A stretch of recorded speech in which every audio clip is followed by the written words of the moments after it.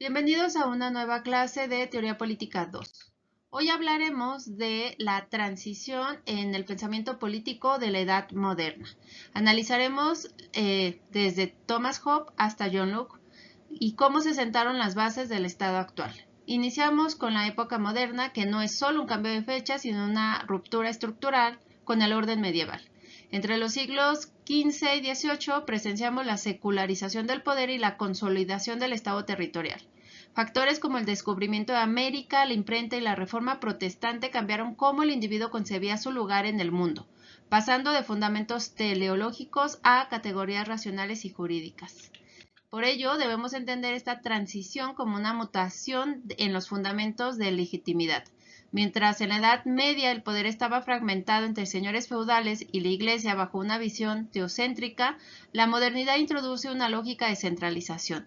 El Estado moderno surge reclamando el monopolio de la fuerza dentro de un territorio, apoyado en instituciones burocráticas y ejércitos permanentes. Y aquí el surgimiento del Estado moderno. El Estado moderno aparece como la respuesta necesaria para superar la inestabilidad feudal. Su consolidación se logra a través de la institucionalización del poder y la creación de un sistema jurídico unificado que garantiza el orden interno. Aquí la autoridad ya no se justifica por voluntad divina, sino por su capacidad técnica para mantener la estabilidad social. Hablemos un poco del absolutismo como forma política. Y es que el absolutismo constituye una de las expresiones más acabadas del proceso de centralización política propio de la Edad Moderna. Se define como una forma de organización en la cual el poder soberano se concentra en la figura del monarca, quien ejerce autoridad sin limitación jurídica efectiva proveniente de otras instancias terrenales. El modelo político se legitima a partir de la doctrina del derecho divino de los reyes, según la cual el monarca recibe su autoridad directamente de Dios, lo que excluye cualquier posibilidad de cuestionamiento por parte de sus súbditos. Sin embargo, más allá de su fundamentación teológica, el absolutismo responde a una necesidad estructural: garantizar el orden en un contexto de fragmentación política y conflictos religiosos. La consolidación del poder monárquico permitió superar la dispersión feudal y establecer una autoridad capaz de imponer normas generales. En este sentido, el absolutismo no debe interpretarse únicamente como una forma de dominación arbitraria, sino como un intento de racionalización del poder político. Uno de los rasgos más significativos del pensamiento político moderno es el desplazamiento del eje explicativo desde Dios hacia el hombre. Este giro antropológico implica que la comprensión del orden político ya no se fundamenta en principios trascendentales, sino en la naturaleza humana. En este contexto, tanto Hobbes como Locke parten de una reflexión sobre el estado de naturaleza para construir sus teorías políticas, en donde el análisis del individuo se convierte en el punto de partida para entender la organización social. Esto supone que las estructuras políticas no son dadas por la tradición o por la divinidad, sino son el resultado de decisiones humanas. La política se convierte así en una construcción racional orientada a resolver problemas derivados de la convivencia. En Hobbes, esta antropología se caracteriza por una visión pesimista. El ser humano es fundamentalmente egoísta y competitivo. Y en Locke, en cambio, se observa una concepción más equilibrada donde la razón permite la coexistencia pacífica. El pensamiento político de Thomas Hobbes se desarrolla en un contexto de profunda inestabilidad marcada por guerras y por disputas religiosas. Este entorno influye decisivamente en la concepción del orden político, llevándolo a formular una teoría que prioriza la seguridad como valor supremo. Y aquí es donde Hobbes parte de una metodología racionalista que busca explicar el comportamiento humano mediante principios mecánicos. El ser humano es concebido como un ente movido por deseos, pasiones, aversiones, cuya conducta se orienta hacia la autopreservación.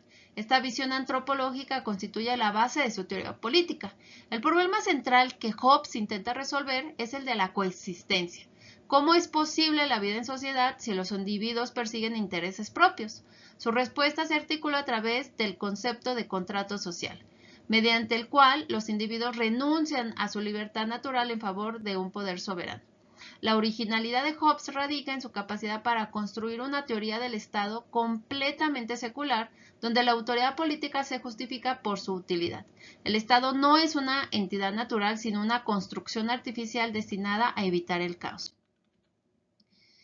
El concepto del estado de naturaleza de Hobbes constituye una construcción teórica destinada a explicar las condiciones en las que se encontraría la humanidad en ausencia de una autoridad política. No se trata de una descripción histórica, sino de una hipótesis racional que permite identificar los problemas fundamentales de la convivencia humana. En este estado, todos los individuos poseen igualdad de capacidades, lo que implica una igualdad en la posibilidad de alcanzar sus fines. Sin embargo, esta igualdad genera competencia, desconfianza y búsqueda de reconocimiento, lo que desemboca en un conflicto permanente. La ausencia de normas comunes y de una autoridad que los haga cumplir conduce a situaciones de inseguridad generalizada. La célebre expresión guerra de todos contra todos sintetiza esta condición, en la que la vida humana se caracteriza por la incertidumbre y el temor constante. En este contexto no existen nociones de justicia o injusticia, ya que éstas requieren de un marco normativo que solo puede ser establecido por una autoridad política. Y Hobbes identifica tres causas fundamentales del conflicto en el estado de naturaleza: la competencia, la desconfianza y la búsqueda de gloria. Estas dimensiones no deben entenderse como rasgos accidentales, sino como elementos estructurales de la naturaleza humana. La competencia surge de la necesidad de asegurar recursos para sobrevivir. La desconfianza, por su parte, se deriva de la imposibilidad de garantizar las intenciones de los demás, lo que lleva a los individuos a anticiparse medianamente, y finalmente la búsqueda de gloria responde al deseo de reconocimiento que impulsa a los individuos a afirmar su superioridad. Esas tres causas interactúan de manera constante, generando un círculo de violencia que es inevitable en la coexistencia pacífica. Es ausencia de una autoridad superior, cada individuo se convierte en juez y ejecutor de sus propias decisiones, lo que incrementa la incertidumbre. Y la teoría de Hobbes respecto a la conducta humana está determinada por la interacción entre la pasión y la razón. Las pasiones impulsan a los individuos a actuar en función de sus deseos, mientras que la razón les permite reconocer las condiciones necesarias para su conservación. Aunque el estado de naturaleza está dominado por las pasiones, Hobbes sostiene que la razón puede identificar leyes naturales orientadas a la paz. Estas leyes no son normas jurídicas en sentido estricto, sino principios racionales que indican lo que el individuo debe hacer para evitar la destrucción mutua. La primera de estas leyes establece la búsqueda de la paz como objetivo fundamental. Sin embargo, la eficacia de estas leyes depende de la existencia de una autoridad que garantice su cumplimiento. Así, la razón no elimina el conflicto, pero permite concebir una solución: el establecimiento de un poder común que asegure la paz. Este equilibrio entre la pasión y la razón es central en la teoría de Hobbes. El contrato social en la teoría de Hobbes representa el mecanismo racional mediante el cual los individuos logran superar la condición de inseguridad inherente al estado de naturaleza. Ese contrato no debe entenderse como un acuerdo histórico concreto, sino como una construcción teórica que explica el origen de la autoridad política. Su fundamento radica en la decisión de los individuos de renunciar a su derecho natural limitado en favor de un poder común que garantice su conservación. El elemento central del contrato es la transferencia de derechos. Cada individuo cede su capacidad de autogobierno a una instancia soberana, comprometiéndose a obedecer sus decisiones. Esta cesión es total e irrevocable, ya que cualquier limitación al poder del soberano implicaría el riesgo de retornar al estado de naturaleza. En este sentido, el contrato no se establece entre el soberano y los súbditos, sino entre los propios individuos, quienes acuerdan instituir una autoridad en común. En la teoría de Hobbes, el soberano constituye la pieza central del orden político.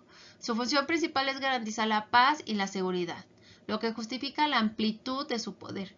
Este poder es absoluto, indivisible e inalienable, ya que cualquier fragmentación supondría un riesgo de inestabilidad. El soberano puede adoptar diversas formas: monarquía, aristocracia o democracia, pero Hobbes muestra una clara preferencia por la monarquía, al considerar que ofrece mayor eficiencia y unidad en la toma de decisiones. Independientemente de su forma, el soberano no está sujeto a las leyes que él mismo establece, pues su autoridad es la fuente del derecho. Y una de las características más relevantes del poder soberano es su carácter coercitivo. La capacidad de imponer sanciones es lo que otorga eficacia a las normas, diferenciándolas de simples recomendaciones. Sin este poder, las leyes carecerían de fuerza obligatoria. La obediencia del soberano no se fundamenta en la moralidad de sus decisiones, sino en la necesidad de evitar el retorno al estado de naturaleza.